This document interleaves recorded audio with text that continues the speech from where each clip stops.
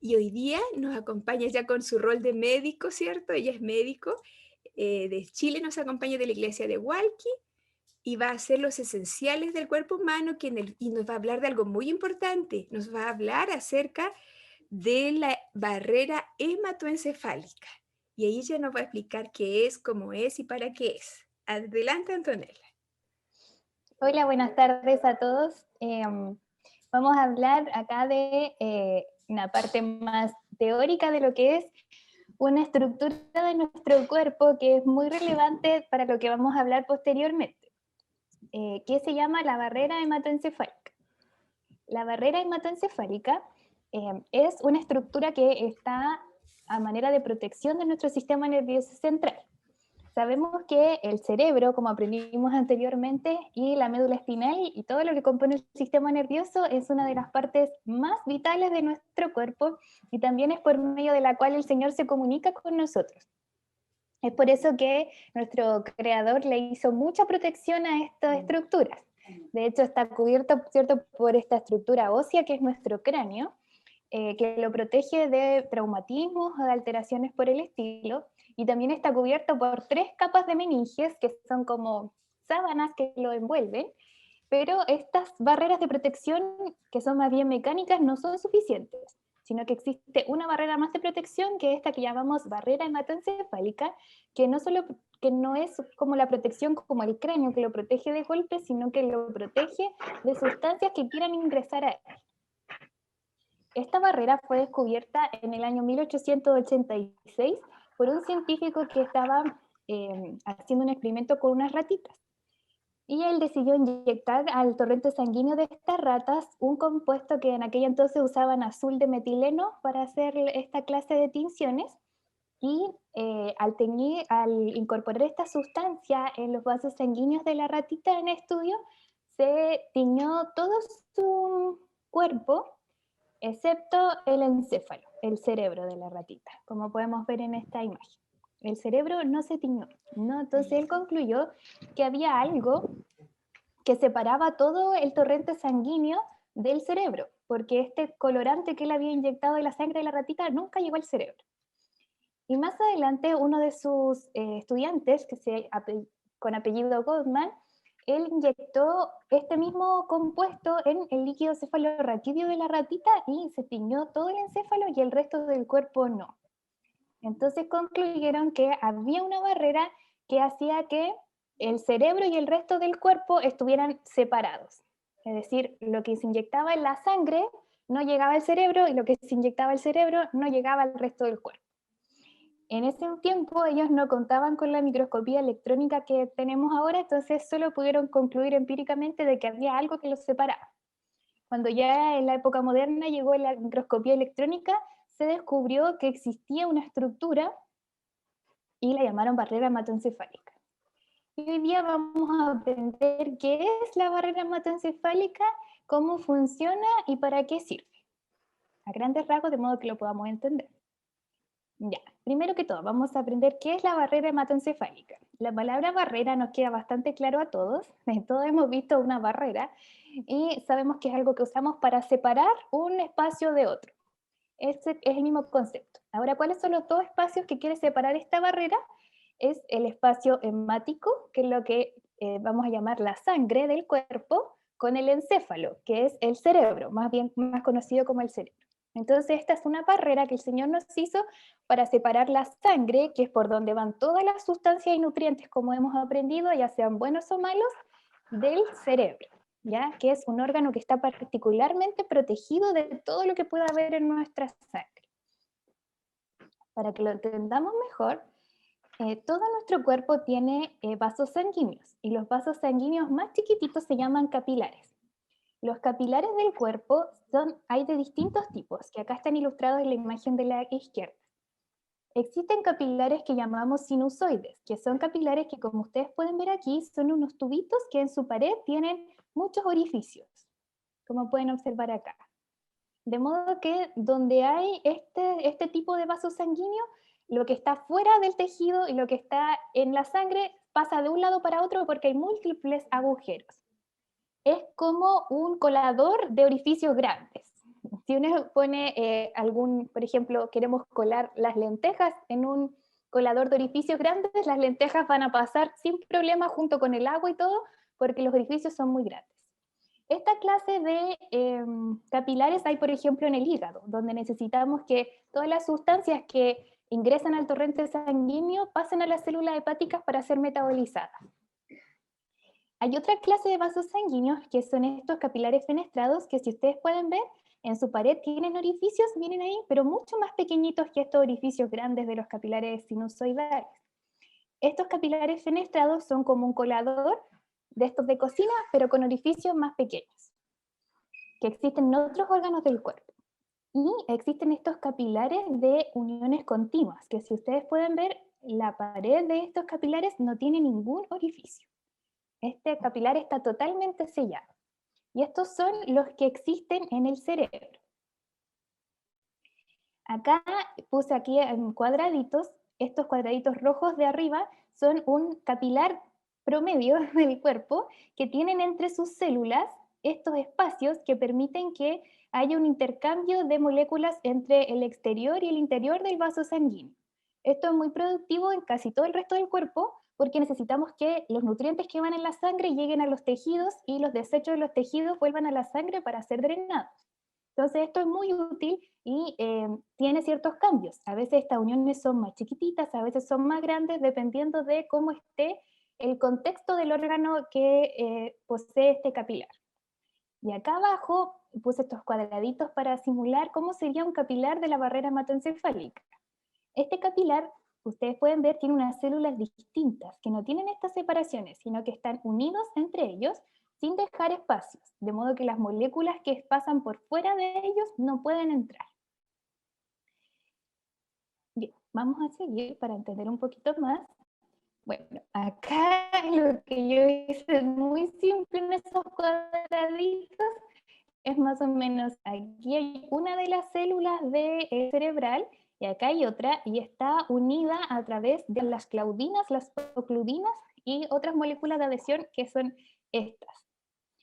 Esto hace que la unión entre estas dos células sea muy fuerte, o sea, no solo están juntas, sino que además tienen como cerraduras que hacen que esta unión sea más estrecha todavía y por lo tanto más impermeable al paso de sustancias.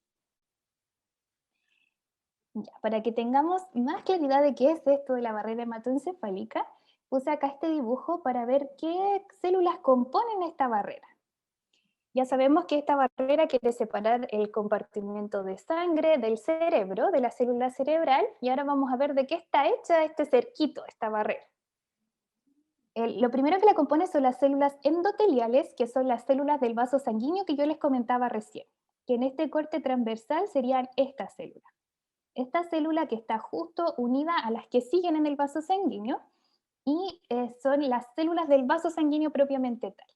Pero como si eso fuera poco, lo que les comenté anteriormente, existen alrededor de esta célula otro cerrojo por fuera para asegurarse de que esta barrera sea efectiva, que se llama el pericito, que es una célula mural, intramural, que es esta de aquí, que tiene comunicación con la célula del vaso sanguíneo y la puede regular también. Es como una cerradura que puede abrirse un poquito o cerrarse más. Y por último están los pies de los astrocitos. Esta célula celeste que vemos acá es un astrocito, que es una célula de la microglía, que son las otras células que no son neuronas que hay en el sistema nervioso central, que como que hacen otras funciones de conexión y ayuda a estas células. Estos astrocitos tienen pies, como ustedes pueden ver aquí, y que forman la cerradura exterior de esta barrera, los que están más afuera. Ahora, vamos a seguir y vamos a ver cómo funciona esto, porque ustedes podrán decirme, ya está bien, pero el cerebro de alguna manera tiene que nutrirse. ¿De qué forma llegan las cosas al cerebro si esto está tan cerrado? ¿Cómo se comunica el cerebro con el resto del cuerpo? Bueno, resulta que estas células que están aquí muy bien selladas, tienen en ellas algunas células, o sea, moléculas que se llaman transportadores, como estos amarillos que yo puse aquí, que son sumamente especializados y dejan pasar cierta clase de moléculas. Por ejemplo, hay una molécula que pasa por difusión simple, es decir, logra atravesar las uniones de estas células, que es el oxígeno. Es el único que pasa, y el oxígeno es vital para la vida de las células del cerebro. Por lo tanto, el Señor lo hizo perfecto, así que el oxígeno, a pesar de todas las cerraduras, pasa igual. Otra cosa que pasa, pero es a través de transportadores como estos, que son moléculas que tienen la forma perfecta de la molécula que quieren dejar entrar y no aceptan ninguna más, son muy, muy específicos a nivel del cerebro, es la glucosa, que es la única fuente de energía que acepta el cerebro. El resto de nuestro cuerpo, a falta de glucosa, ocupa otros medios de energía. Es como, por ejemplo, los autos que necesitan, no sé, benzina 95. Hay algunos que aceptan cualquier otra clase de benzina, pero este no. Es como, tiene que ser petróleo o nada. Solo acepta glucosa. Y también existen otros transportadores para sustancias que son aminoácidos. Esas tres cosas son las más vitales que necesita el cerebro. Y hay también un intercambio eléctrico a través de potenciales de acción para otras sustancias. Esto ocurre en casi todo el cerebro, excepto, bueno, yo le puse las uniones, excepto en estas partes que yo marqué en rojo. Todas estas zonas del cerebro no tienen barrera hematoencefálica. Está libre el paso para cualquier sustancia, igual que el resto de las partes del cuerpo. Esas zonas generalmente están cercanas al tercer ventrículo, que es esta zona de aquí del cerebro, que es una zona donde se acumula líquido cefalorraquídeo, y que tiene aquí abajito del tercer ventrículo están los plexos coroideos, que son un conjunto de vasos sanguíneos que tiene la función de transportar hormonas, porque cerca de aquí está la glándula pineal y la neurohipófisis, que tienen la misión de hacer la comunicación entre el sistema nervioso autónomo y el sistema nervioso central, que es lo que aprendimos hace hartas clases atrás, que hay una comunicación entre lo que pasa en nuestro cerebro, nuestras hormonas, nuestro intestino. Entonces, esa comunicación, que requiere pasar moléculas más grandes y señales rápidas, se hace a través de estas zonas que no tienen barrera hematoencefálica. Pero el Señor es muy sabio, son solo esas zonas. El resto del encéfalo, con todas sus funciones, están muy protegidos de cualquier sustancia. Acá yo les puse un poquito más grande aquí las células, y vemos, por ejemplo, que esta célula de acá, una célula cerebral, que la dibujamos acá rosadita, y acá están, ¿cierto?, las células endoteliales, que son parte de la barrera. Acá está el pericito y acá está el astrocito, que está terminando de sellar todo. Entonces, para que una de estas moléculas que están en la sangre logre pasar hacia el cerebro, tiene que tener características muy especiales para que logre pasar. O sea, tiene que ser muy necesaria para el cerebro. Entonces, así funciona esto selectivamente. ¿Y para qué sirve? Nos sirve para tres cosas: para proteger, para transportar y para metabolizar. Ya, para proteger nos queda bastante claro, todas las barreras son para proteger. Entonces, el Señor, al hacernos esta barrera, quería que proteger nuestra célula cerebral de cualquier bacteria, virus que pudiera andar por nuestro cuerpo. Nosotros tenemos muchas bacterias, como ya hemos aprendido, en nuestro cuerpo, y a veces a través de un foco dental, sobre todo, o algún foco sinusoidal, estas bacterias pueden ir a la sangre y pueden infectar casi cualquier cosa menos el cerebro, porque la barrera no las deja pasar. Lo mismo pasa con los virus, pasa también con algunas toxinas, venenos, por ejemplo la toxina botulínica, que previo a las vacunas era muy frecuente, hacía esta parálisis espástica de casi todo el cuerpo, excepto, y los pacientes no se morían. Y estaba todo espástico el cuerpo, pero no provocaban la muerte. Y esto era porque la toxina botulínica nunca no logró pasar la barrera hematoencefálica. Y también tiene la función de proteger de otro tipo de sustancias dañinas que nosotros mismos comemos y dañamos nuestro cuerpo, pero el cerebro está protegido a través de la barrera hematoencefálica. También sirve para transportar. Como yo le explicaba previamente, hay algunas sustancias que sí necesitan estar en el cerebro, y esta barrera se encarga de seleccionar cuáles sí y cuáles no.